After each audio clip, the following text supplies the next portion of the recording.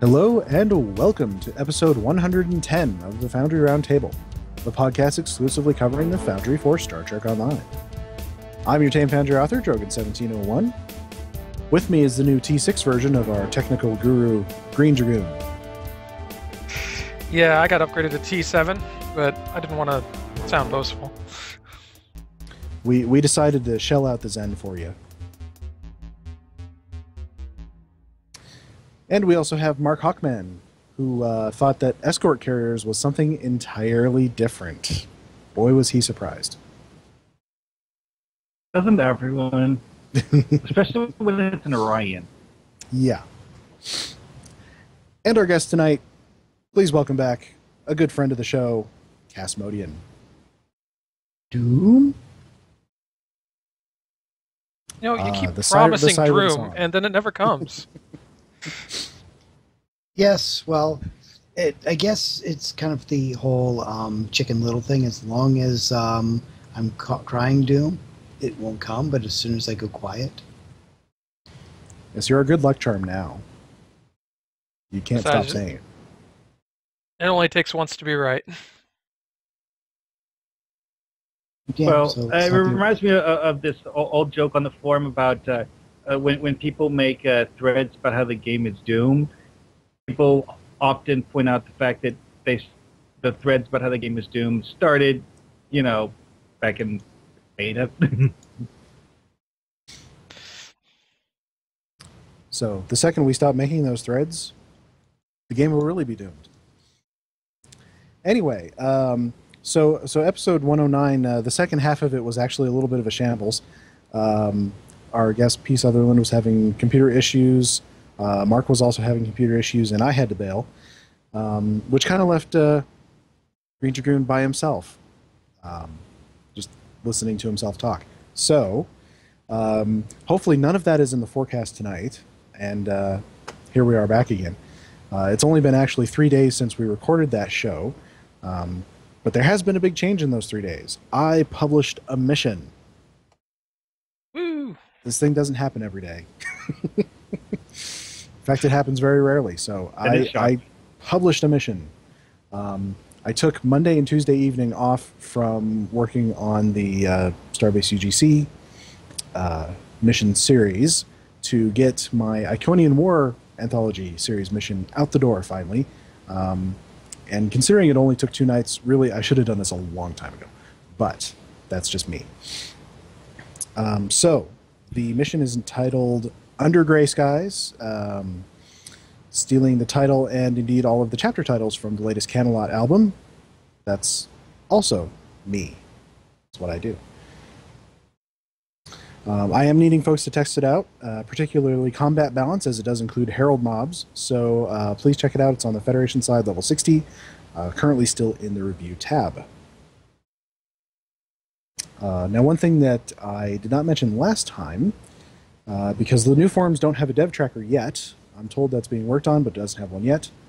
I missed a post from our dear departed QA master, Cryptic Frost, who mentioned that he thought the fix for the 2D icon artifacting might be coming soon. He didn't know exactly which build, but he said in a build coming up. So be on the lookout for that. Tribble hasn't been updated since last week, so who knows? I guess we'll have to wait and see. figure we'll probably get a build this week, but we may not next week. Yeah. But then again, they released all sorts of fun stuff when Vegas happened last time, so... And that is a good point to bring up. We got Star Trek Las Vegas is, what, next week? Next week. Next week. Unfortunately, this time, none of us will be there. Castmodean and me were there last year. Sadly, we will not be there this year. I think both you and I are essentially taking a week off to... or a year off, I should say, to save for next year. Because it's going to be 5 days, 50th anniversary. Yes. Theoretically, all the people will be there. 50th anniversary of the airing of the Of the actual television broadcast premiere. The second pilot, essentially, of TOS. Hmm. Actually, Because last year there was the 50th for the Cage. Yes, it was. And but this year is where Man is going. STO before. always has a dev panel, and this will be no exception. They're getting Aaron Eisenberg and Chase Masterson to come up on stage with them. I speculated which on another podcast, maybe last night. There is a chance, and especially I went and looked this up. I wasn't sure last night when I said it. Max Drinacek is only going to be there Friday at STLV. So I'm kind of wondering, because last year they didn't announce Garrett Wang until Garrett Wang showed up. Yeah. So I'm wondering if maybe, possibly, we may get more than just Lita and Nog. I wonder if that wasn't scheduled. Maybe he was just there and they were at his booth and asked him. Yeah. I mean, I'm entirely in the realm of speculation. Hard to say. Very likely They to like be wrong. surprise. But it would be kind of interesting since they've updated the Lita holo model. We've got Nog running around. If maybe we got to see the Grand Nagus. Yeah. That would be fun. Rom himself. Hmm. Which, were you there last year when Rom and Nog, in full makeup, did a scene? Yes. Up on stage? I caught the tail end of it. It was pretty funny. They did something similar. They were both at the Chicago Star Trek convention I went to last year, and they did something similar there. They were lost in time or something like that. Well, one thing that I have been pondering is the various stars that showed up for the STO panel last year. Well, didn't all of them have some sort of connection to what the devs were planning to do that year? Exactly. Yeah. So that is why I have gone on. So this time we have Chase speculation. Masterson. Which it seemed weird that you would have, which as of right now, she's only been Holo Lita. Which it just seemed weird that they would have this one not very character-y character, unless they're planning something bigger, which they've kind of been hinting that we're probably going to be going to the Gamma Quadrant. Yeah, it doesn't make sense to have Chase Masterson come back to do voice work just to update Holo Lita. That seems ridiculous. Which, of course, suggests that we're going to actually see Lita in the game. And, of course, if we see the actual Lita, like you said, probably the Grand Nagus, too. Yeah, because she's the first lady of the Ferengi Alliance. maybe we'll actually find out what that title is. Yeah. I asked that question. You know, I forget I how long thought ago. of something. This seems like an opportunity for the devs to explore something that never came up in the TV show. But what do Ferengi Bajoran hybrids look like? Have Rom and Lita had kids now? You played I don't know, XCOM, but- right? You've seen the sectoids. They'll have no ears and huge heads and twisted and evil. Yes. Well, let's see. I wouldn't look for any Foundry-related news to come out of the dev panel. We just generally don't see that, but I imagine what we'll get is Season 11 news. Well, I also speculated because of who is actually chairing the panel, because they have Holly Amos up there on stage, and she... Yep. Who is that? Holly Amos is... You know who John Van Critters is, right? Sure. He he is the keeper of the kingdom when it comes to Star Trek licensing. Holly is as close. It's basically the same thing as him. They're kind of both keep the keys. So she is one of the people who lets licensing live and die. So with her chairing this, it makes me wonder if we might also see an extension of the license. Because theoretically, the license comes due next year. That does kind of make sense. It would seem appropriate for them to use this as an opportunity to say, congratulations, people, we've renewed the license until 2020. It's showing some good support from CBS. Yeah, I mean, it seems like they've always had enjoyed a very good relationship. At least on paper, and social media, and it's just weird because up to so far, CBS has never really been as hands-on, quote-unquote, with the panel, so I'm thinking that there may be something coming there. Who knows, maybe we'll get some more integration with the greater Star Trek world. That could be fun. Yeah, at this point we can only speculate.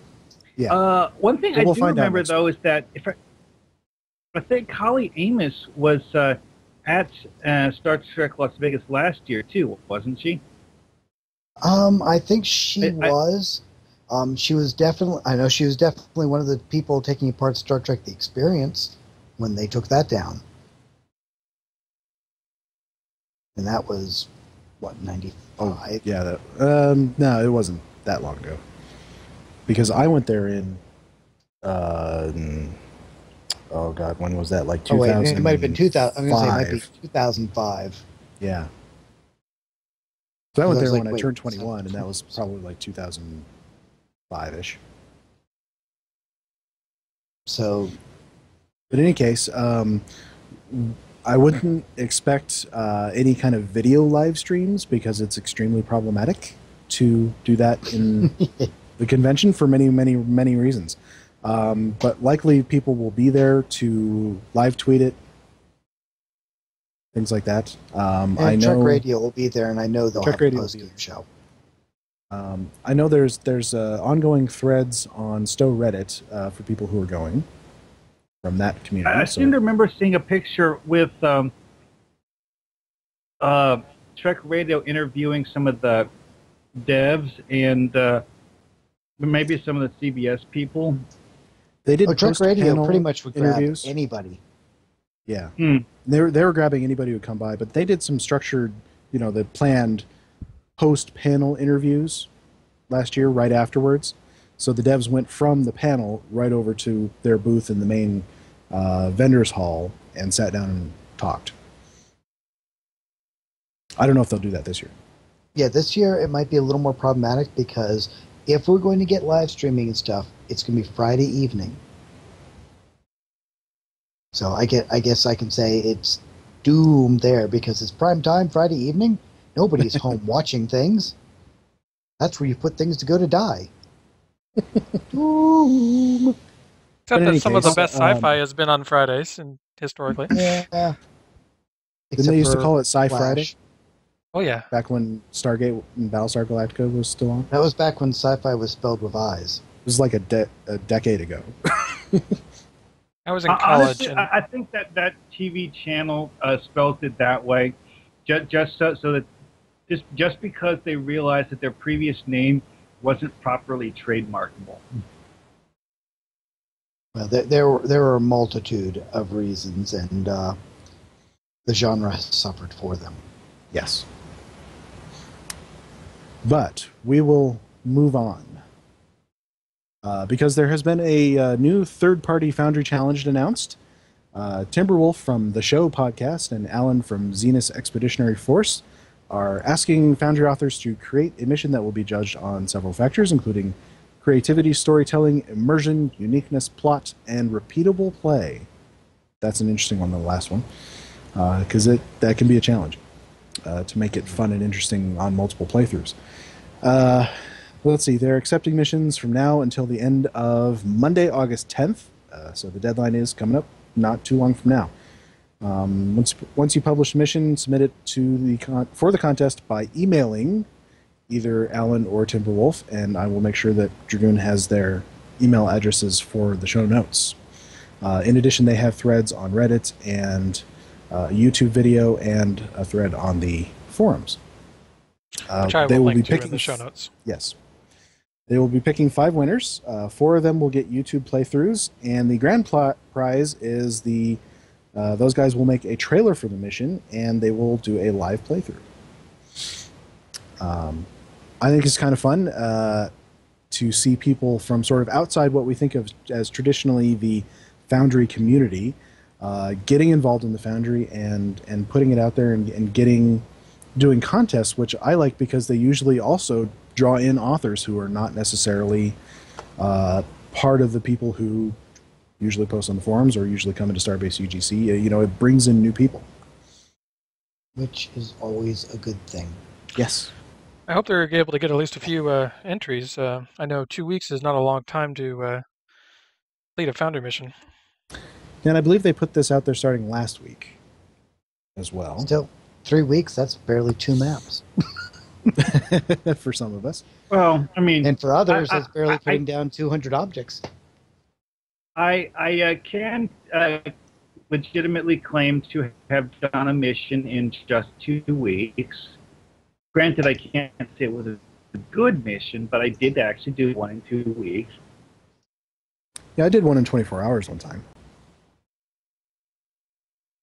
Can't really vouch for its quality compared to my multiple month map missions, but it is possible to do. Sometimes you get an idea and you just have to plow through it till you get it done. I don't know, people. I've heard from a few people who have missions sort of in progress that they're just finishing up now. That they said, well, I'll just enter that, so that could work. They did. I don't think it says in there if it has to be created specifically for this challenge, or if you could use one that you had been working on. Well, if that's the case, I might be willing to finish off that Fractal Nebula mission I was tinkering with a while back. Mm-hmm. I think, in the spirit of a challenge, they are looking for new missions. Just submit one that's 4 years old or something like that.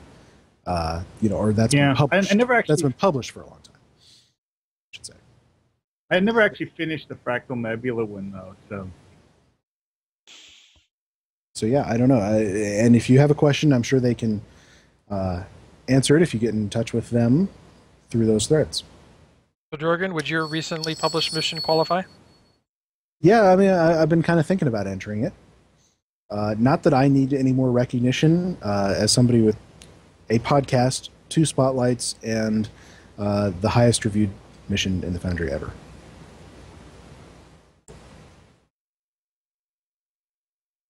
Usually I like to leave these things for others to do, because my name's out there plenty. Well, that was always the whole reason why I was hoping somebody else would do another series thing, because, yeah. Yeah, and I know some others tried, but it's tough to get one of those things off the ground. There aren't many groups of authors around other than us. Other than the Iconian War Mission project, and that's really only succeeding because there's no oversight and there's no connectivity of stories. Yeah, it's a loose coalition of people doing things that fit in the same category. Exactly. With no coordination whatsoever. Exactly. It's the World War I of Foundry missions. A little bit, yeah.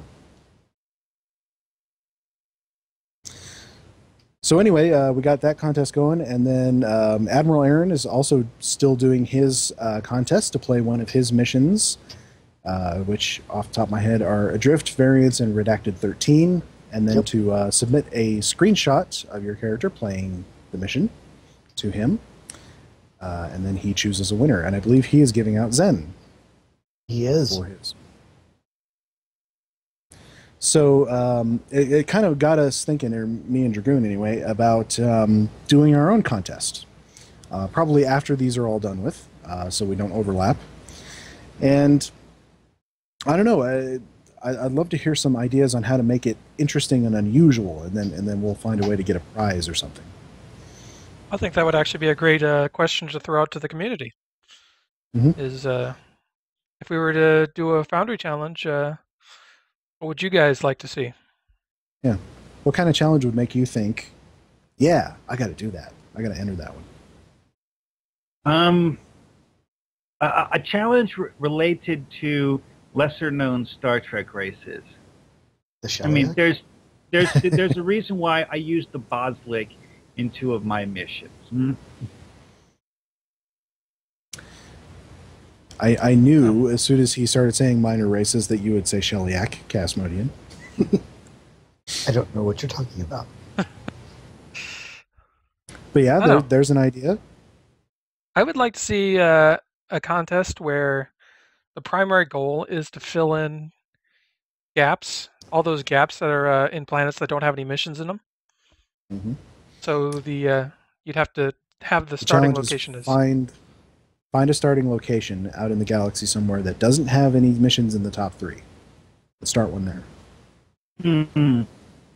Well, last I checked, there weren't any at the Orion homeworld. Yeah.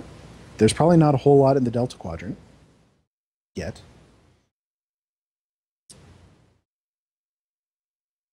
And I think if you go on the KDF side, there's probably not a lot in a lot of systems.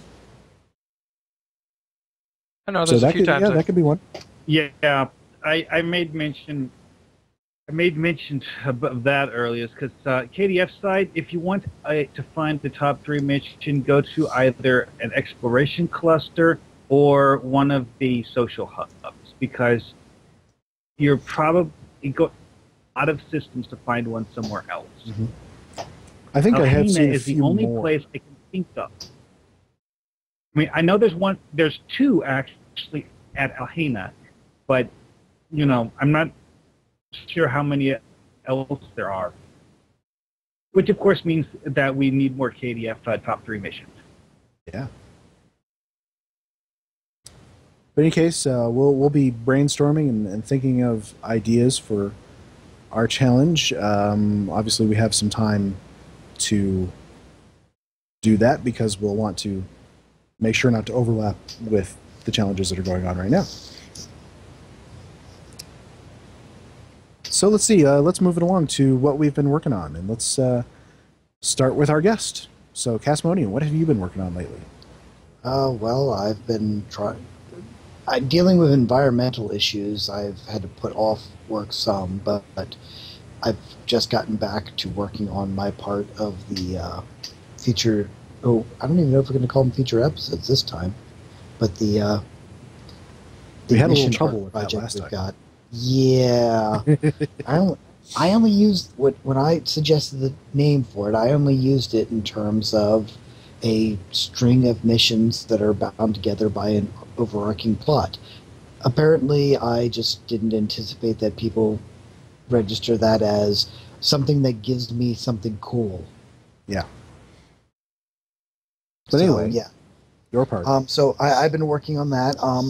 I actually showed off some of the maps last night, and actually, if Dragoon has access to them, a couple of the screenshots I threw earlier into the chat are from the progress I'm making. Now, I believe you have been spending a lot of time on one particular map, is that right? Well, yeah, I actually got frustrated because it is really hard right now to try and put down benches. I was running into that last night, yeah. I was literally wanting to throw, because I'm trying to arrange them in a circle, and yeah, I got sick of that, and so I went and worked on another area altogether, and actually pretty much finished up that map. So that actually turned out fairly nice. That's going to be a Ferengi colony location.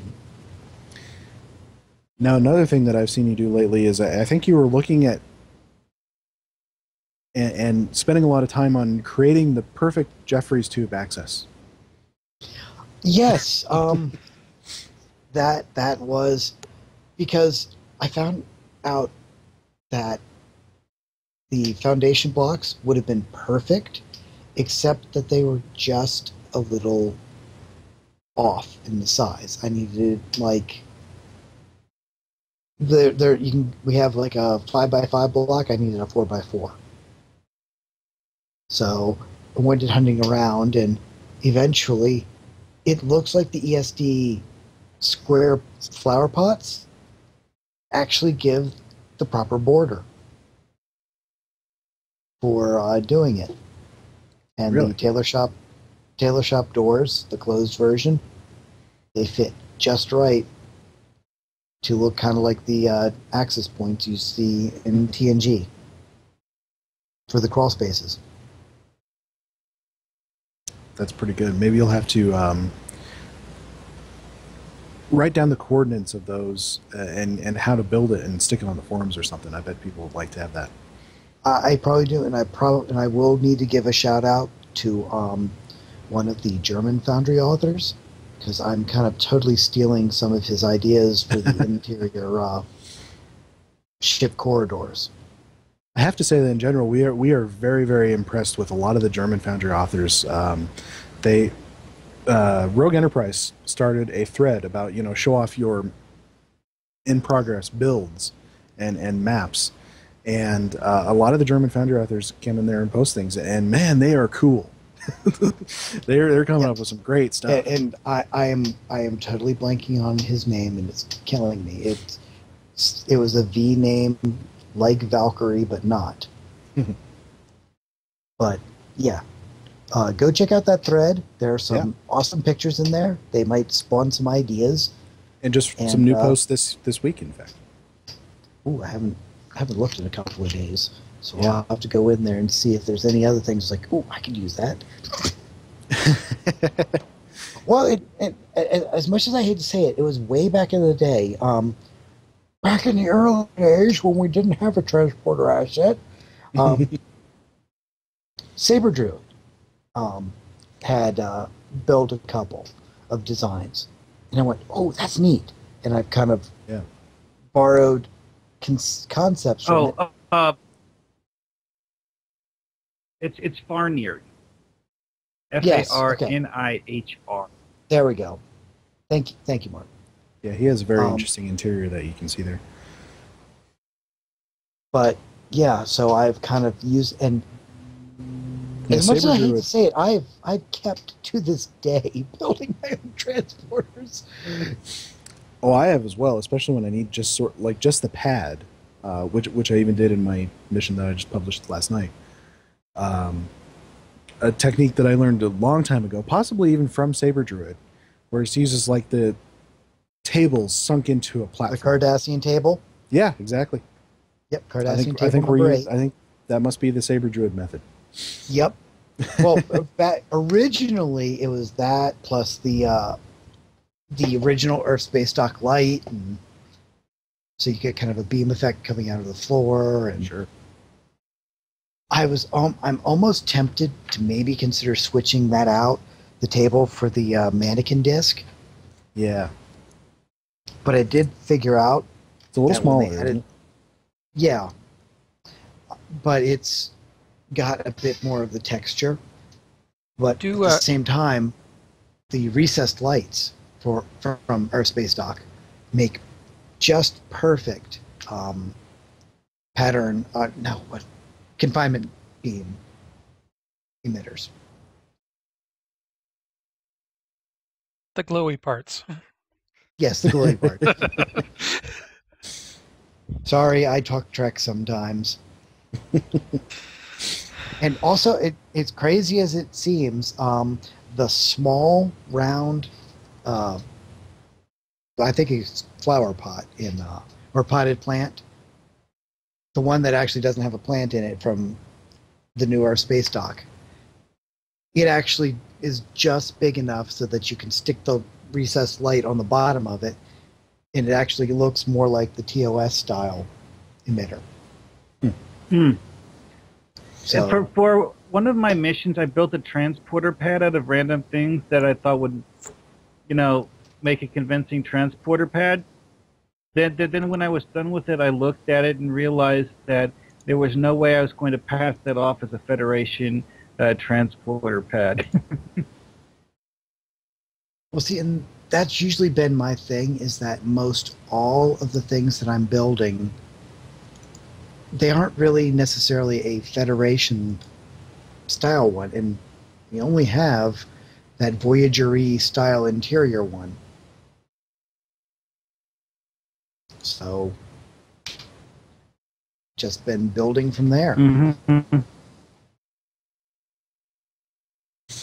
One thing right, that I wish they would do is give us the actual pad part of that as a separate asset and not as a part of a room. well, that was the top vote getter on the asset poll. And I think Taco said that it was because of the way it was baked into the geometry, it wasn't as easy to do. Yeah, but I think he was at least thinking about how it could be done. Well, if you can find the And- time, and- we'll find the way to use it. And he asked us to provide him with a few examples of sort of the ones that aren't from the main races. And don't we have the Romulan one from New Romulus? It's in with a bunch of other junk, like a tent and consoles and Okay. beds and things. That's the same problem as the bomb. Yeah, we have It's it, but in it's all with a the bunch of other crates. junk. So if you can find a way to sync all that stuff into other objects, there you go. All right, so Dragoon. Yeah, I decided to label mine as a Tholian transporter, although I'm sure you could use it for other races too. Yeah, and you did the same thing I did using the Klingon wall for the background for the reflectors. And the large hexagons are actually Klingon tables sunk into the floor, and the small hexagons are the hexagonal shipping.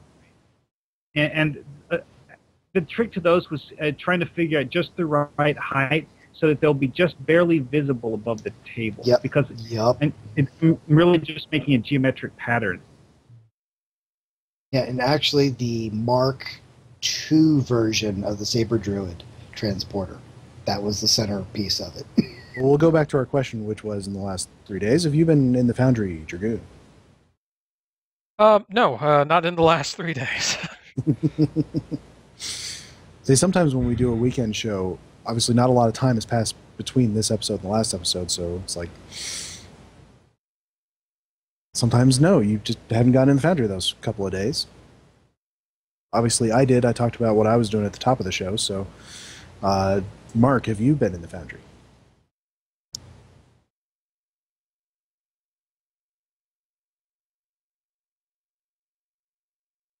No. Did you mute yourself?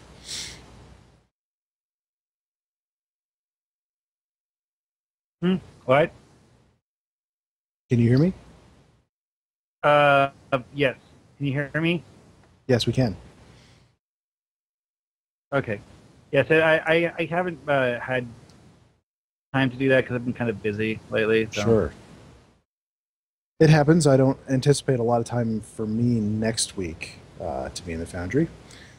I have quite a busy week on schedule. So, let's move it along. I don't think we have any mission reviews tonight, but we are actually going to talk a lot tonight about space maps. So, Dragoon, what have you got for us? So, I actually was playing a mission this week that they had just an incredibly basic space map, and we've kind of talked about space maps in the past about how it's not the most intuitive thing to design for, especially since we don't really have a counterpart in our modern lives. So I thought it'd be really cool to go through and design a space map from the ground up. And as I understand it, you were kind of looking to design a space map, correct? Well, actually, I have an interesting and complex space map.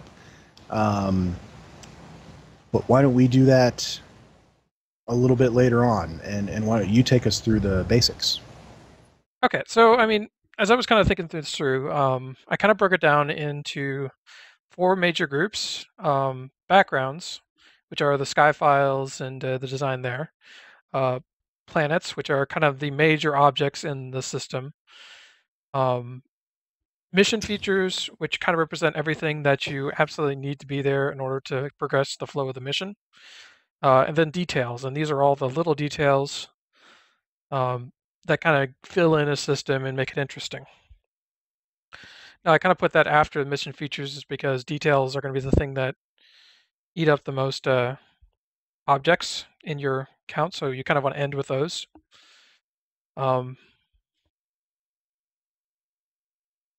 So why don't we start off by talking about the first of those, which is the backgrounds. Which is a fun and crazy. There's 2 kinds of topic. backgrounds. There's the actual sky file objects, and then there's the weather effects, which give you map-wide visuals without being without being part of the sky file. So you can combine the 2.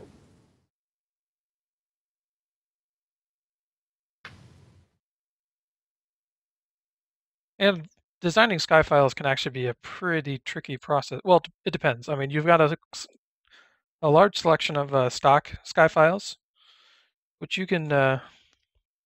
Which are essentially all the combinations that Cryptic has already used in missions. Yeah. And so a lot of them will come to the mission. Some of them are just a basic stock background. So usually they'll fall under colors,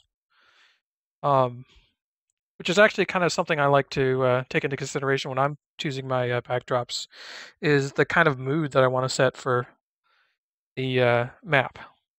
And you can use use different colors to provide different moods. So blue obviously is the color of the Federation, so you can use blue for more familiar territory. I kind of imply a more closer to home feel, especially for Federation characters. Red is the color of the KDF, so you can kind of imply more of a KDF feel to a map. You can also use it for more aggressive feeling maps.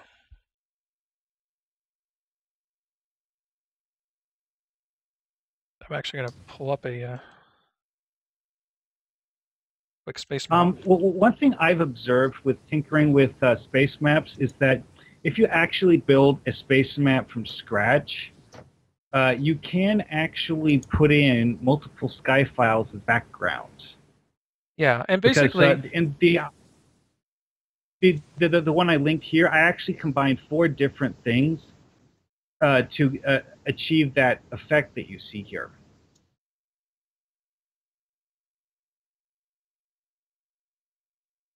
So here I got the one thing list to remember, of... though... Oh, sorry. So here I got the list of the stock... of the stock maps. And as you can see, it's kind of broken down by A, the systems that already exist, and B, the colors here. So you got red, like 16 variations of red space, and a selection of stars only, yellow space, blue space, backspace. I'm sorry, Mark. You were going to say that if you use more than one, it's very important to remember that you add them to the sky file is very important because of the way it overlays them on top of each other. Some of them, for example, the Briar Patch one that I use for the Beta Ranus sky, some of them will almost completely cover anything behind them. So you need to put them in, I guess you would say, the back, and put the other stuff in front of them. Well, we should probably skip ahead or take a second and actually explain that we're talking about doing custom backdrops, which can be done for any backdrop. In fact, you can actually take a stock backdrop and turn it into a custom backdrop. Now, the backdrops are made up of sky layers and suns. Up here in this area, you've got these sky layers, and you can actually add multiple sky layers here. So we've got like a stars backdrop, and then we can add some blue clouds on top of it, and we can add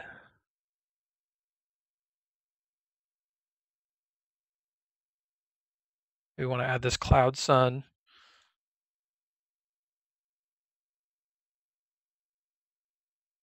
And we can kind of just build effects on top of each other. And it's something where you can kind of play around with different ones. But Mark, as you were saying, order does matter because some backdrops are transparent, like stars and whatnot, but other ones are opaque, like nebula and whatnot, or something like thick, like the briar patch.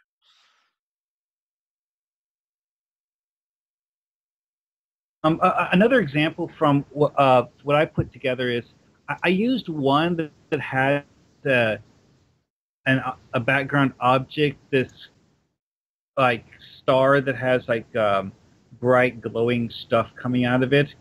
I also used one that adds a blue ring around the horizon. If I was to put the blue ring in front of the glowing star prop, then the player would see the blue ring between them and the glowing star. But if I put them the other way, it looks like the blue ring circles around the star. So as far as layering goes, the higher up on the list, the more in front it is. Is that how it works? I want to say the lower on the list is more in front. Things that are lower is more on top. Lower is more on top. Okay. That goes from back to front. And you can kind of see here where I've got like some of the blue, yellow, and then there's the red cloud ring. And you can see the stars behind them. Now, this is kind of just me throwing some random stuff together. How do you guys typically go through trying to figure out a custom backdrop? I just look to see what suits the mission. I mean, in the Beta-Rana case, I wanted it to look like your ship is inside a nebula that's surrounding an unstable star. And also, as part of it, the star had recently undergone a major eruption, so I wanted it to look extra nasty, I guess you could say. So I put in the big glowing yellow star thing. The blue ring, a third effect that it adds these little, like, I guess you could say tendrils of blue stellar material that arch up over the top of the sky file. It's kind of subtle though when you combine it with the other things, but it adds a blue effect over the top, so that it's not just a blue ring. And then, of course, there's the last one, which is the briar patch one, which adds that whole, like, just kind of like nebula horizon, I guess.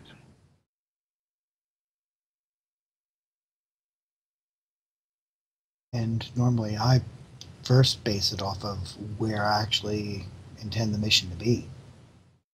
Because as a general thing, you don't plop red nebula right down in the middle of a sector where no red nebula exists. Now, what do you do in a situation where it isn't in like an established location and there aren't any major landmarks? Well, yeah, I mean, if it's somewhere where it's likely such a thing could happen, then it's kind of sky's the limit. One of the first things I actually started doing was I based what I used off of the computer I was using, because I found that was one thing I found is that some sky files will really mess with somebody's computer. So it was one of those, let's try and not make it too pretty, because if the person can't get more than a frame per second, they're going to get annoyed. Now, there are a couple of sky files that have some interesting effects. For instance, you can kind of see one of the layers I laid down here was a warp trail, and this is a little different than the placeable asset that we have, and that it's kind of wider and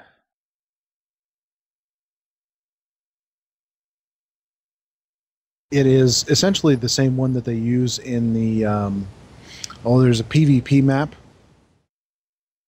that essentially is like you're fighting at warp speed. I think it's called Solar Winds or something. Solar Wind, yeah. I believe it's it is from that. actually called Stars Moving, and there's a couple of variations. There is actually isn't I'm trying to remember the fluidic There's one in space Deferic one. Space as well. The fluidic space one also has an effect on the map, doesn't it? I believe it does. I like it. Or does that one distorts mess with your warp warp trail. trails? Yeah. It gives kind of a in water, like you're moving through oil, sort of. Find on the list here. Yeah, there's actually two different fluidic space things. So is that one of them is an actual backdrop. The other fluidic space thing is a, I guess you could say it's a map-wide weather effect. When you combine the two of them, though, it gives you this really, really neat visual, because it gives you these like tunnel structures that you can see. Kind of cool. Or maybe I'm thinking of one of the weirder base maps.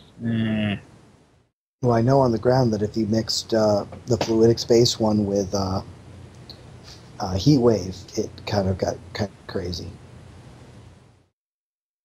Yeah, and there's actually a scattering effect. There's also the Davidian effect as a sky file backdrop item. Cool. So that'll kind of just Actually, make yeah, everything look really blue. that's one thing. That was one thing I just thought of, is that one thing I noticed when I was doing the Beta Rana incident is that that combination of 4 backdrops that I put together did actually slow the game down somewhat. It's something you want to be conscious of.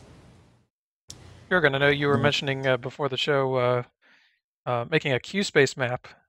There is a horrendous bloom effect. I guess makes everything look white. Mm-hmm. Actually, it's called horrendous because of its impact on computer performance.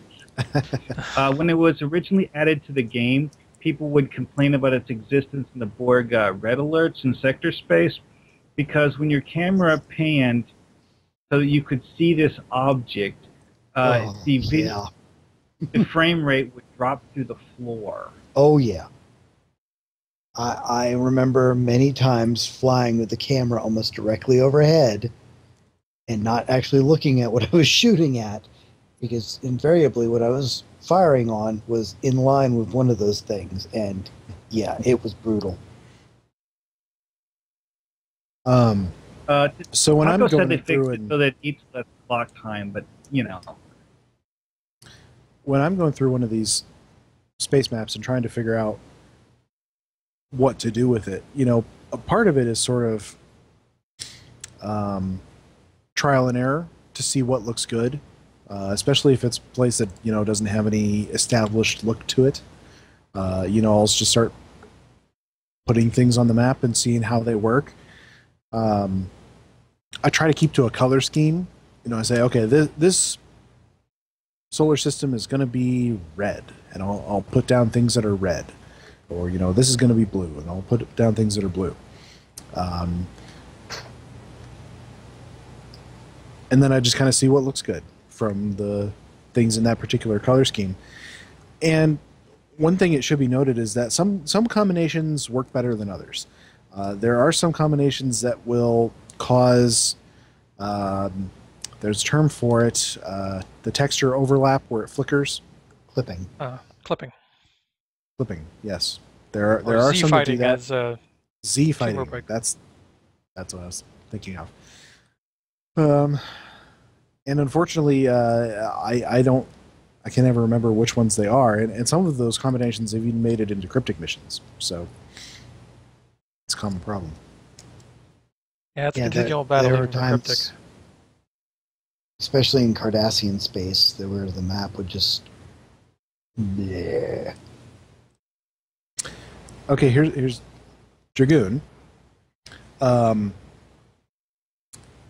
Try a combination of Fluidic Space and Horrendous Bloom 1.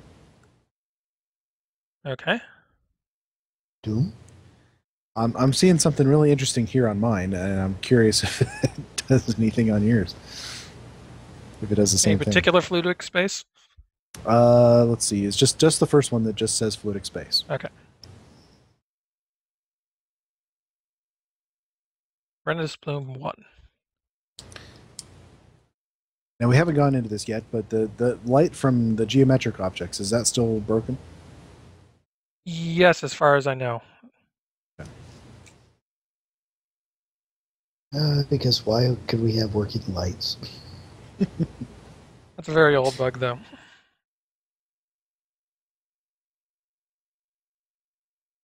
Thought one day we would get Mapolis back. One day. Well, that's fun. Well, Mapolis, now that's a name I've not heard in a long time. Since before. You know what you could totally use this for is, like if you had a mission where you had to go inside, sun. or inside the like Corona. Yeah, exactly. That's exactly what I was thinking when I saw that. Testing out the metaphasic shields. Yeah. That is so very the question would be is orange. I need to play that on my laptop to see what sort of performance it would get on a non-optimal system.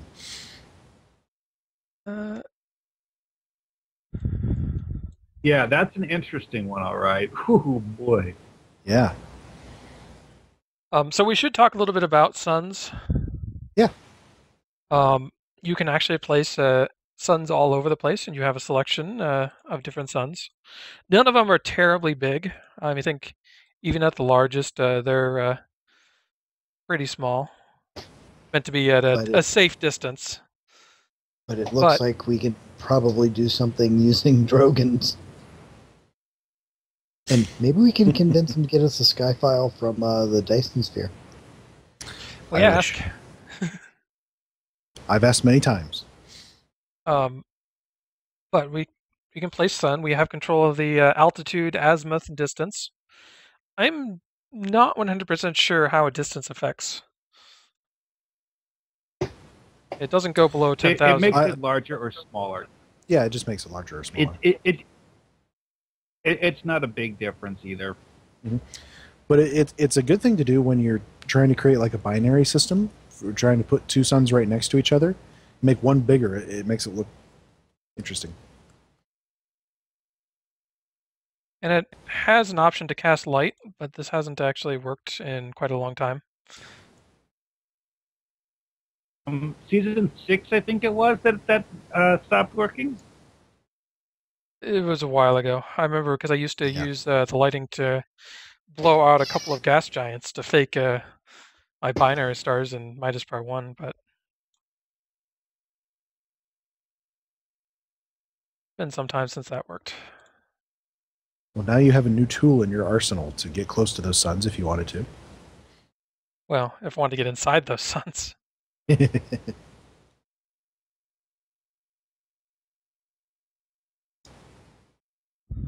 Switches out for some stars. But I mean, when you're working with maps, I mean, by default, a custom map only has a set of really uniform stars. So you almost always don't want to leave the default on a custom map. If you don't feel comfortable doing backdrops, you can select from one of the many pre-stock ones. Now, the lighting effects do work in the stock backdrops, don't they? They do work in the stock back ones, and I've kind of ended up cheating to get my some bloom back to my 2 stars. Well, one thing that I actually attempted to do for one of my missions that was actually the thing that caused me the most annoyance was trying to get a backdrop where it's literally solid black. No stars, no gas clouds, no nothing. I think I eventually settled on something that had gas clouds that were kind of faint. Yeah, I was trying to do that as well because I wanted to see if you could recreate the void from the Voyager episode Night, where they entered a region where there weren't any stars and there was some radiation that kept you from seeing the more distant stars. In my I came case, up with I one was that wasn't too attempting bad. to make something similar to the subspace pocket that was known as Elysia. Because, you know, it's a subspace region, and apparently it doesn't have any stars down there, so there's no real background light. Wait, like the animated series? Yes, the animated series. Specifically from the episode Time Trap. Mark is a student of the animated series. That time when we saw Robert April on screen. Yes. I actually have the animated series on DVD. One of these days I'm going to get around to watching that. And you will be amazed at the level of 70s bad.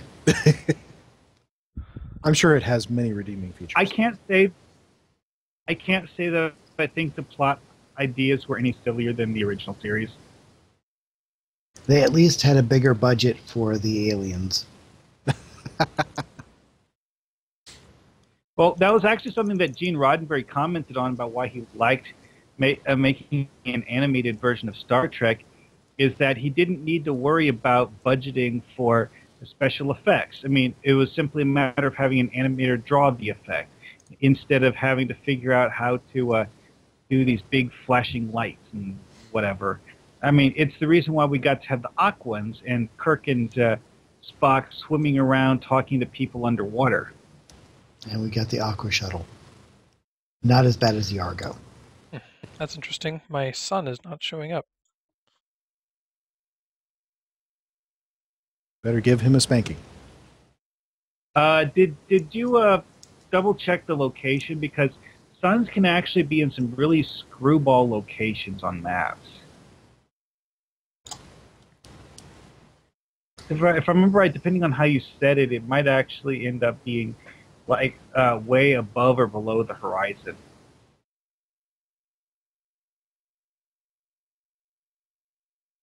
Again, with different settings, but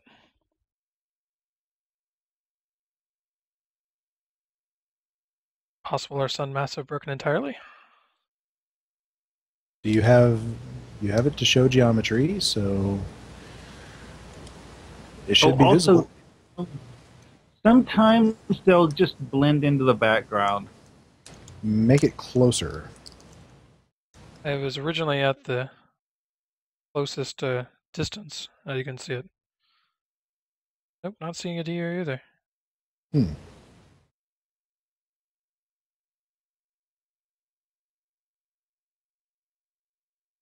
Try ditching the light.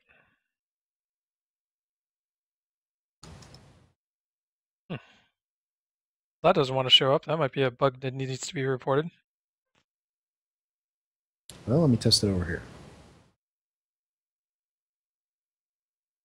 Yeah, that doesn't sound like a good thing, to be sure.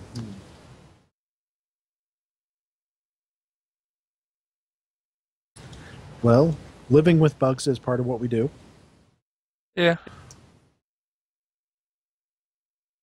Well, I'll test a little bit more later and What's next on your list? all right, so in the meantime, I'm actually going to go back to a stock. Okay, so next on the list is planets, and these are kind of the largest objects and will be the most dominant. Oftentimes you can get by with just one, but sometimes it's cool to have more than. Well, one thing I feel we should point out here is that certain of the pre-made cryptic maps have planet objects on them that we do not have as placeable assets. Well, that's true of just about every cryptic map. Yeah, but so certain things, if you want them on the map, you're going to have to use a map that already has it embedded instead of attempting to place it yourself. That's true. And I've known a few missions where they would hide Deep Space Nine in a planet so that they could use the wormhole. Mm-hmm. Okay, I am seeing a sun on my map, which I've got open here. All right, well, I'm just going to chalk it up to something weird on my computer at the moment. Yeah. It could just be the specific version you chose to use. I'm not sure. All right, so Weird planets is my are business. classified by their class, just like the show. We got class D, H, J, K, L, M, N, P, T, X, and a whole lot of Ys. Very obviously, even the one class can look very different. So you can get a lot of variety out of the same class. In case people are wondering what the Class X planets are used for in game, when you do Borg red alerts, sometimes you'll notice that there's this unlighted thing that looks, I guess, like supposed to be a rogue planet that you're fighting near in space. There's no sun visible, but it's just this planet floating there. Yeah, that's the only place I've actually seen those being used by the cryptic mission. I used one of those in my missions, the Class X, because it looked like sort of a planet with a scorched surface. I actually used it in Darkness Between the Stars to represent the planet that's made out of dark matter. Yeah. It's a cool looking thing. I could actually see it as like a burnt out sun, maybe. There you go. I was reading today about a star, what is it, like a brown dwarf that's actually cool enough that you could reach out and touch it. It's like 80 degrees, I think, is how, or something like that. But of course, the gravity, you would never make it there. You would be crushed. Yeah, that's the downside to that. In one of the Voyager episodes, didn't one of the Herogen boast about how he'd tracked some sort of life form across the mantle of a burned out star? He did say that. I'm not sure if this was simply Posting. Following it on his computer's sensors, or if he was actually tracking it in person. Fish stories. So something else that you can do with planets is you can give them rings. And we have a selection of rings, usually broken down by color and then size, or which inner or middle outermost band it is.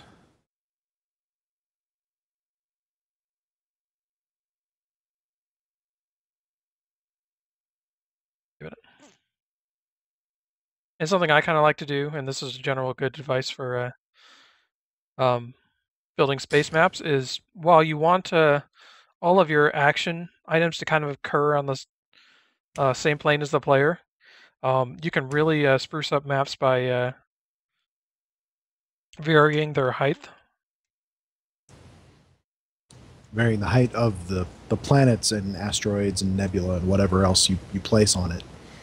Yeah, like you like give a planet a moon and set the moon so that it's at like a 45-degree angle from the plane that the player's on. Kind of just adds a very nice dynamic. Just for visual variety, makes things interesting. Yep.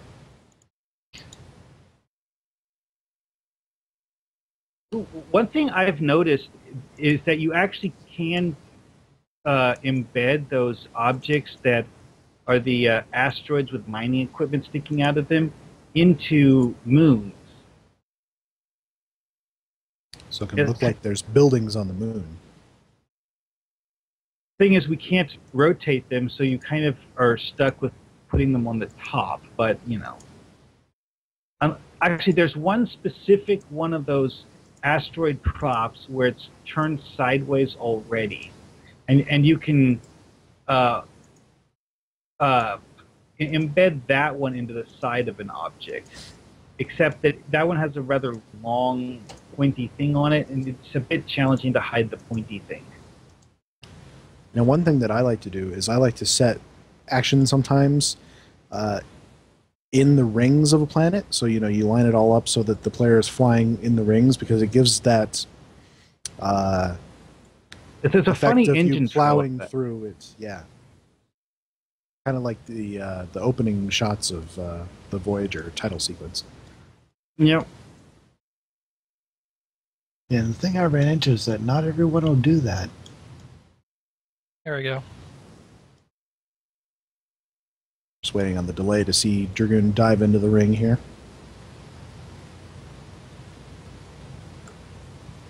And those There it rings goes. can be put on any planet. Yeah.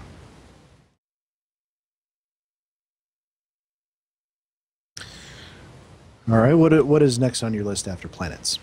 All right, so at this point, we've kind of established a broad layout of the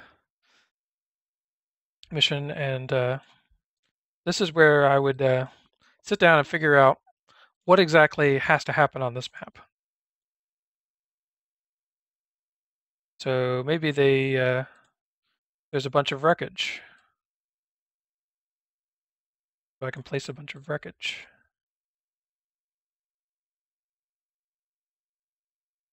And Lord knows there's enough wreckage floating around all the star systems as of Season 10. And as with the planets, vary your height. Definitely. Do it a little bit randomly, so it appears random. One of them at 1, one of them at minus 0.5. Or just make it erratic, even if it's not random. Yeah. Actually, I just thought of something. So some of the stock maps actually have moons that you can interact with baked into the map already. I think Cardassia is one of them. All right, so something else I like to do is if I'm going to be drawing a player to a location, I can use a beacon effect. This kind of acts as a navigation beacon. And there's an option to that will not only just have the flash, so they have something visual to go for, that it'll also have an icon that'll be placed on the minimap. And in this hypothetical area, I think you can also set those as part of an interact with object objective if you want to force the player to get that specific location. They put the blinking glowing light there, and then when the player gets close enough, they can interact with it. Yeah, you can. Although, I mean, in a lot of cases, I'll just have a reach marker, so when they get close, it disappears and triggers whatever happens to have next. Don't need to have them interact with it. Now, one thing I always warn people about on reach markers is that they can be a little finicky in space. With three-dimensional movement, you can get, the player might be diving around and fighting somebody, and they'll get on a different plane from where that reach marker was, and it can be very tough to get back to it. Well, that's where the one observation, one plus bug. if the reach marker shows up. Yeah. Also, with space reach markers, if the reach marker spawns around the player, it will not trigger until the player leaves the area and then returns. Yep, yes. That's what I was about to say. Because for space, it only checks when you enter. It doesn't check to see if you're inside. Ground does it the other way. I apologize, I was wrong earlier. The actual warp trail fluidic space effect is a placeable effect. It's not part of the backdrop. So that was the weather FX one? Yeah. Oh, and PAX reminds us you have to be careful to name any space object to use as an interact. Because otherwise you will end up with names like Asteroid Wreckage M08 as the name of what you're interacting with. Yes, he pointed that out to me that I had not done that in my missions, in my mission that I just published. So after the show, I will be going and fixing that. We have nebula clouds that you can put down, but be careful with these. The more you stack up, the slower someone's computer is going to run. Hmm? Oh yeah, especially the circumspect blue with your ones. nebula. But they do provide some good effects. And can make your maps look very interesting. They're not as large as one would expect, so it's not like you can place them and then cover the entire map with a glowing cloud. It's just a certain small part of the map. If you stack them together, they'll start to bloom and just go completely white. And that will definitely impact people's performance.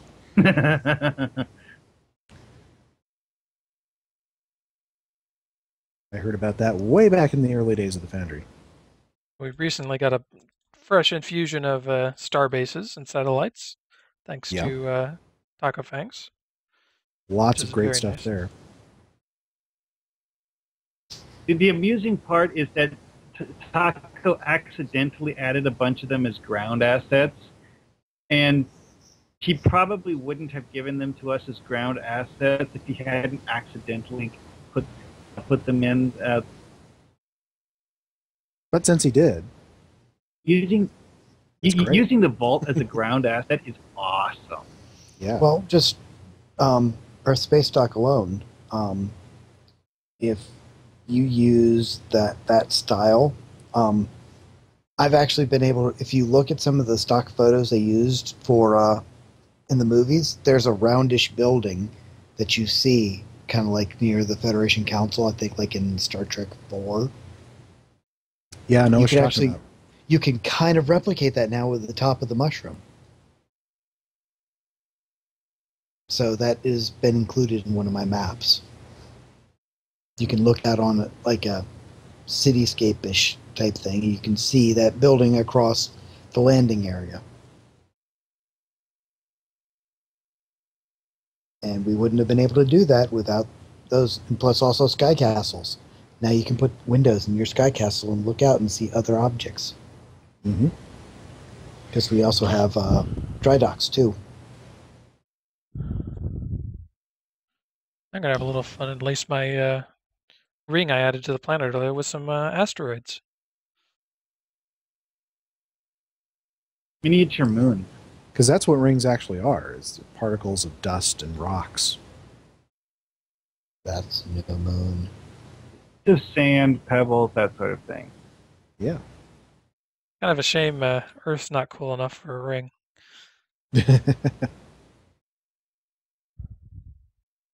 Well, if you really want one, we can... Actually, one hypothesis that one person came up with is that Earth doesn't have a ring because we have a large moon that's close to the planet. So basically, all of the particles that might have made a ring around the Earth got sucked up by the moon.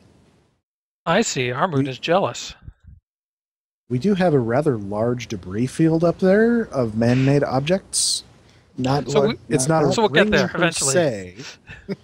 Well, all in we a few need million is years it another. could go into a ring. All we need is another Russian space launch to go horribly wrong, or even SpaceX, and we could easily be looking at Kessler syndrome, which would definitely give us a ring.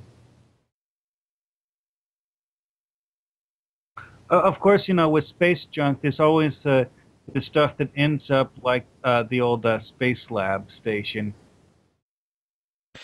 So Can we dump it on Australia? another. Well, no, it just fell out of orbit on its own. So another aspect I kind of like to throw at you guys is how do you plan out what actually happens on a space map? Because I get the feeling a lot of new authors come in and don't really know how to approach planning the actions on a space map. I actually decide what I want the map to be used for before I start building the map. I mean, like, if I decide I want a map to be like a combat map where I figure out like what enemies I'm going to have, where I'm going to have them. Then I build the scenery around that.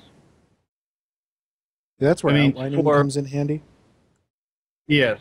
For my most recent mission, the Okampan New Year one, the space map I did for that mission, I started with the idea if I wanted to fight Kazon in space, and I wanted there to be a Kazon mining station that you were,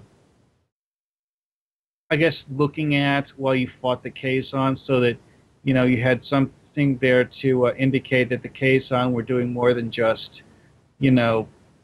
lurking in the system, and to give you a reason why the Kazon had decided to shoot at you rather than talking to you.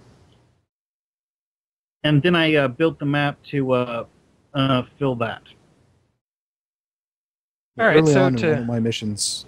Oh, go ahead. No, what you finish up? Early on in one of my missions, I decided it was a mission that wasn't going to have a lot of combat. It's an investigation, so you're searching for something. So what I needed, I knew you were going to be looking for something in space, so I designed the space map around that, to where you visit a series of moons in sequence and scan each one for different things. And that was actually fairly easy to build once I knew that that's what it needed. All right, so I was going to throw out a bit of a challenge to you guys. What kind of activities can you engage in on a space map that is not scanning or shooting something? Or should I, more specific, shooting enemies? For Darkness Between the Stars, the first space map that I did was actually one where your task was to fly through several reach markers. That was the only task on the map. Because the story explanation for why you had to do this is that you were flying into a dense nebula, and you were going through a corridor that was less dense than the rest of the nebula. That's a good one. A flight course that the player has to go through. I did one that was sort of a variation on scanning, where you entered a system that had a lot of radiation and it was interfering with your sensors. So you do the thing like they did in Deep Space Nine, where you have sort of a sonar system.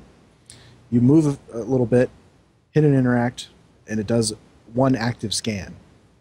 Very powerful. See if there's anything. You see nothing, you move on to the next one, hit that, and it sends out the sonar ping and that sort of thing, and you move that till you find something. So it's kind of going back to the sort of submarine warfare kind of thing.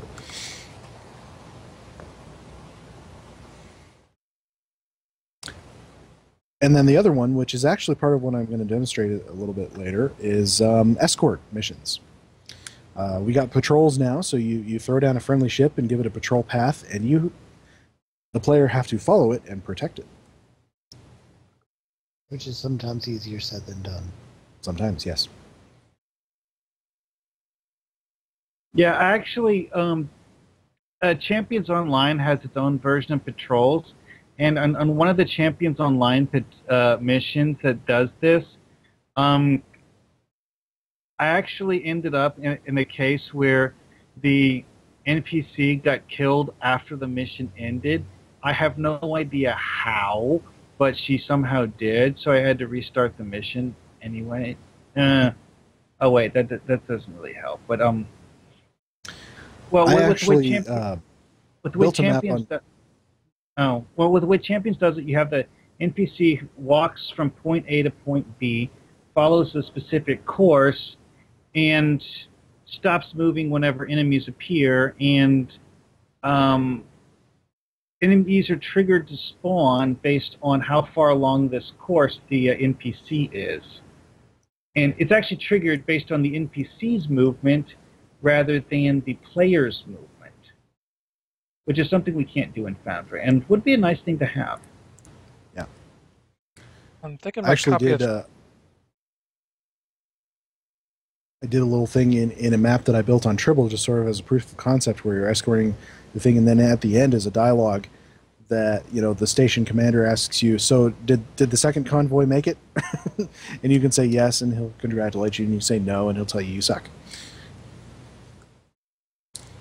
So that way you can have sort of a, you failed, where but I would go mission like keeps going. a second convoy. So what were you going to say, Dragoon? I was just say I think my copy of STO is locked up, so we might as well move on to your demonstration. All right, let's see here. Start loading up the Foundry.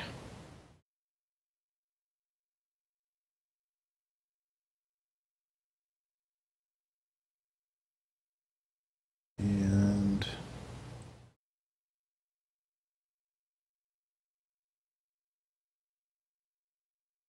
share my screen with you.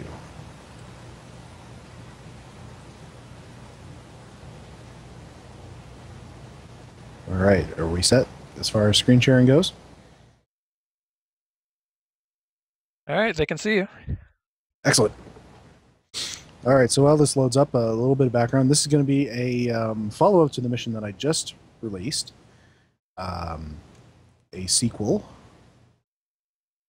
And this was a map I was gonna build anyway, so I thought maybe I'd use it as a demonstration of something sort of complex that you can do with a space map beyond just the you know, the usual scan this or kill objective that.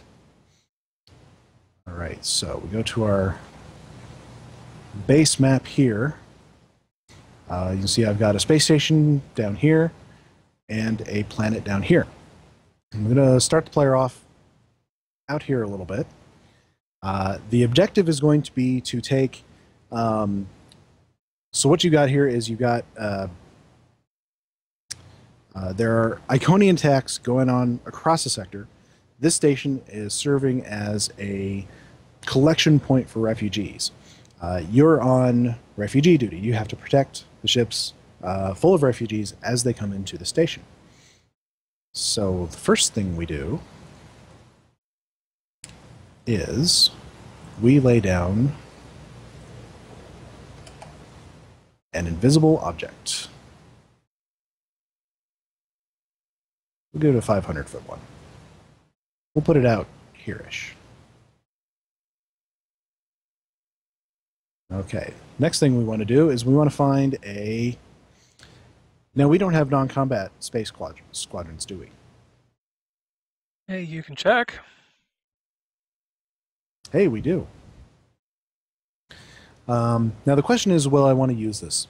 And I'm not sure yet. But we'll try that first. Oh, I just thought of something that's that we didn't go over earlier, but something I thought should probably be mentioned in the context of placing objects and stuff is that whenever you place reach markers, you need to be careful to set the radius of the reach marker, because it is possible to set the radius to 0. If you do so, people will literally have to be at the exact center of the reach marker, or they will not interact with it. Okay, so And of course, here, if it's a really small radius, they'll have a really hard time getting into it. what I'm doing here is I've got a NPC here down, and we're going to change it into one of the generic cruisers, say.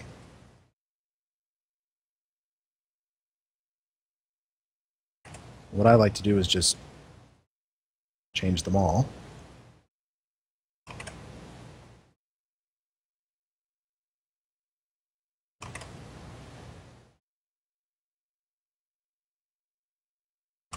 So this will be our refugee ship.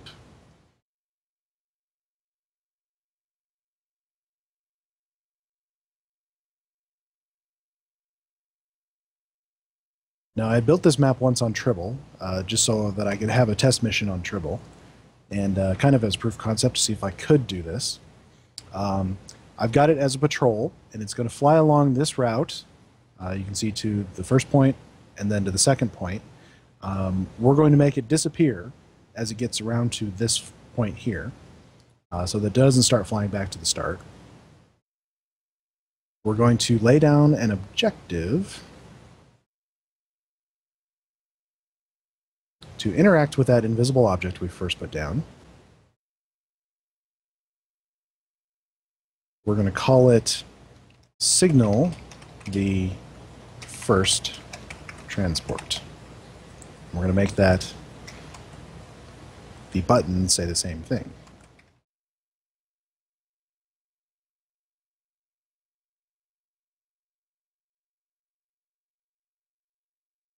We're going to make the transport, actually we're going to change the speed of it to go about 25, is I believe what I came up with as a good speed. We're going to change the state so it goes from hidden to visible on component complete from that. So now, your first objective is to get to this point, and we're actually going to let's see, this is the beacon. We're going to put a beacon there. And we're going to set it to become invisible when you hit the blinky, or when you hit the invisible object. So, you go there, you signal the first transport, transport warps in, it goes along its flight path to the station. Now, to make it exciting, we are going to put a reach marker right about where it changes course. Going to give it a make it about there. Now I said reach markers were problematic, and they are a bit, but when you are following a patrol, your assignment is going to be to escort this ship, and the map dialog is going to tell you that you need to escort this ship, so that you'll probably be flying in tandem with it. You hit that reach marker, well, some enemies are going to come in. We're going to do Alachi for this one. We're going to start with some frigates.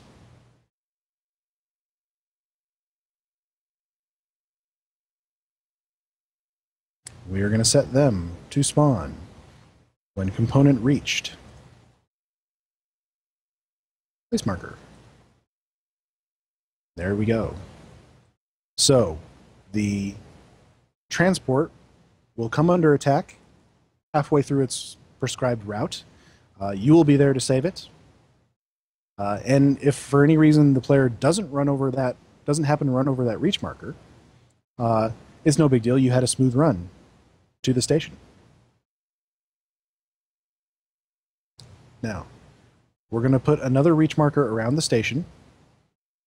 I'm going to give this one a little bit bigger path. Now I don't, this is one of the limitations of this particular display bug, is that I can't really tell how big the station is from this bugged icon. So we're just going to wing it for now. I won't be able to really preview to show you how this all plays out in the mission, because screen sharing with Dragoon so he can put it up on the live stream, it really does not do well with frame rate. So you're just going to have to take my word for it that this does work. Okay, so we got our reach marker here. We are going to set our friendly refugee ship to despawn when you, escorting it, reach that reach marker. So now we've got this whole sequence set up. Refugee, you go here, signal the transport, refugee ship warps in, it goes along its patrol route down here and over to the station. It gets attacked on the way in if you run over the reach marker, if you are following in tandem. And then it disappears when you follow it here. And then what we do is we put in a little pop-up dialog. Now, one of the things you can do, right now I've got this set to be a non-combat mob. What I could do is change it to a regular Federation squadron. What did I have it as? A cruiser. Now, that will actually get attacked by the enemies. They could destroy it. It adds that jeopardy of you really do need to protect these guys because they could get destroyed. Fortunately, we can't hook up opponent completes on friendly mobs anymore.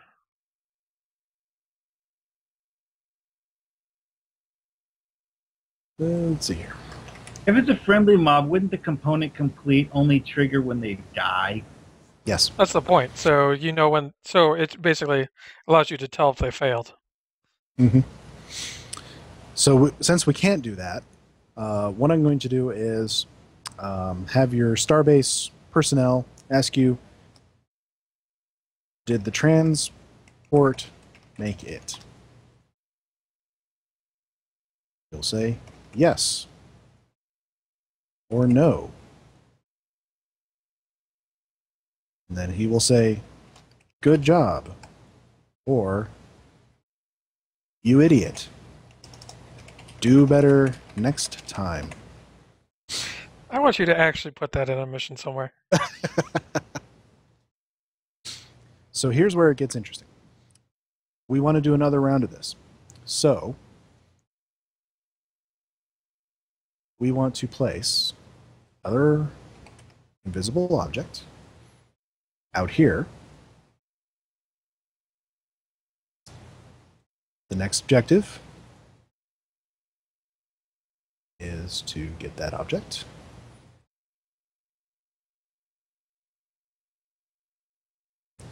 Okay, we want to signal the second transport.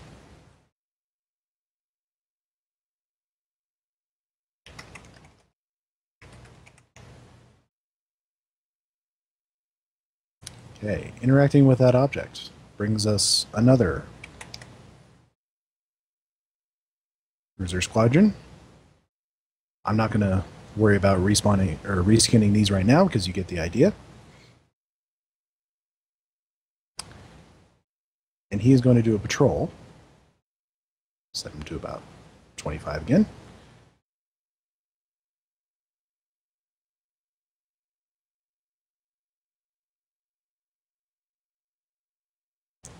Over to the starbase again. Now, the reason I'm doing these patrols in 2 legs is that because you're going to take, you know, when you're over here, after having escorted the first one in, and you get another objective to go over here, you're going to go the direct route. So you don't want to trigger any reach markers. You want to have any reach markers along that direct route for the player to trigger. So we're going to do another reach marker over here. And actually we need to make this component complete. This one. We're going to do another reach marker over here. So it's a little out of the way of the direct path that the player is going to take to get to this thing here. And we also want to add a beacon over here. And we want this beacon to only show up when that objective is in progress and to go away when the player has signaled the second transport. Let's see, I believe this other beacon we have already set to go away. Yeah. Now we want another group of Valachi ships to come in. Do a cruiser this time. And they're going to warp in when you get to that reach marker.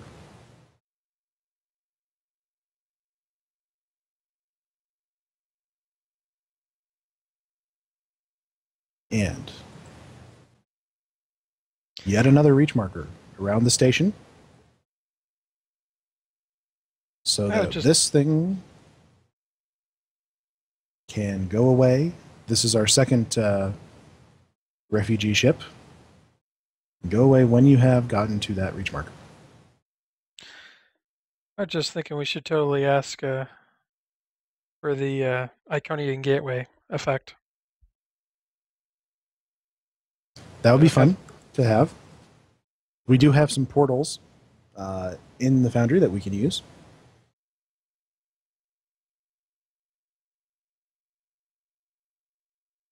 So, in essence, that's what's going to be. I think I'm probably going to add third round. But this is, a fun escort mission. There's an element of jeopardy to it. There's people you have to save. Everybody is counting on you. Everything triggers on you, but it almost doesn't appear that way.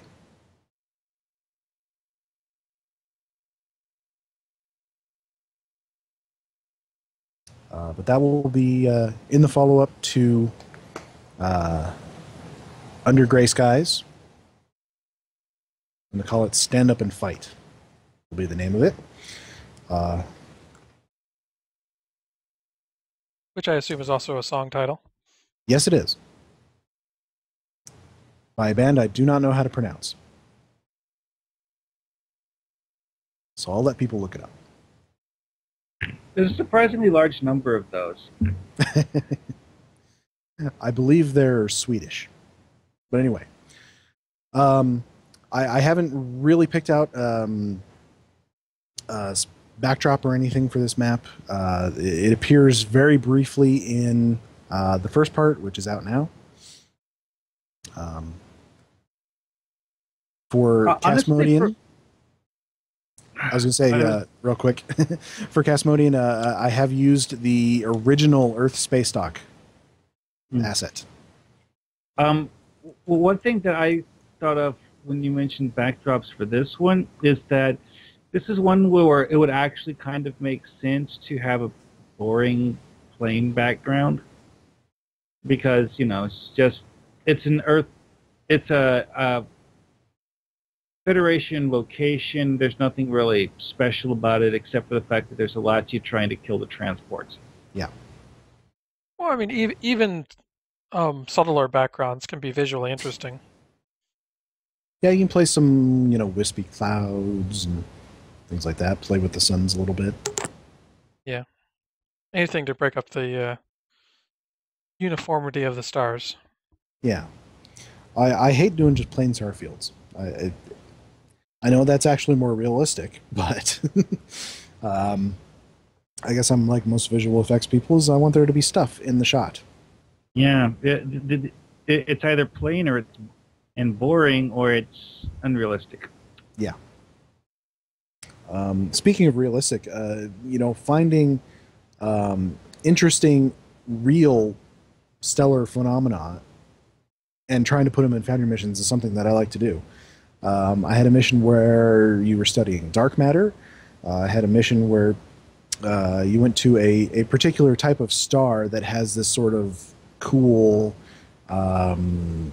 halo of stuff coming out of it that I used backdrops for. I placed a gas giant at the very edge of the map, surrounded it with nebulas, and put one of the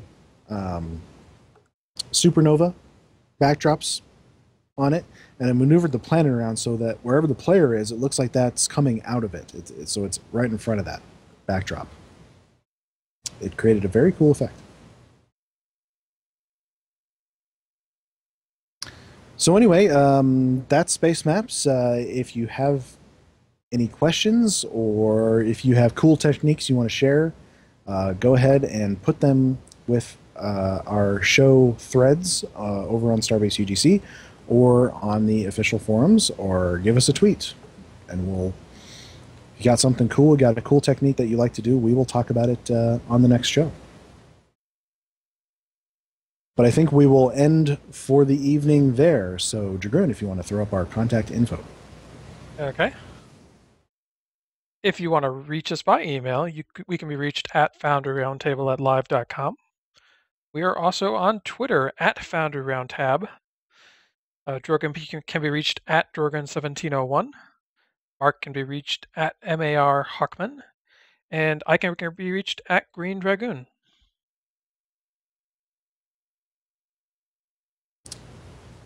All right. Thank you for joining us, everyone, and we will say good night. Night.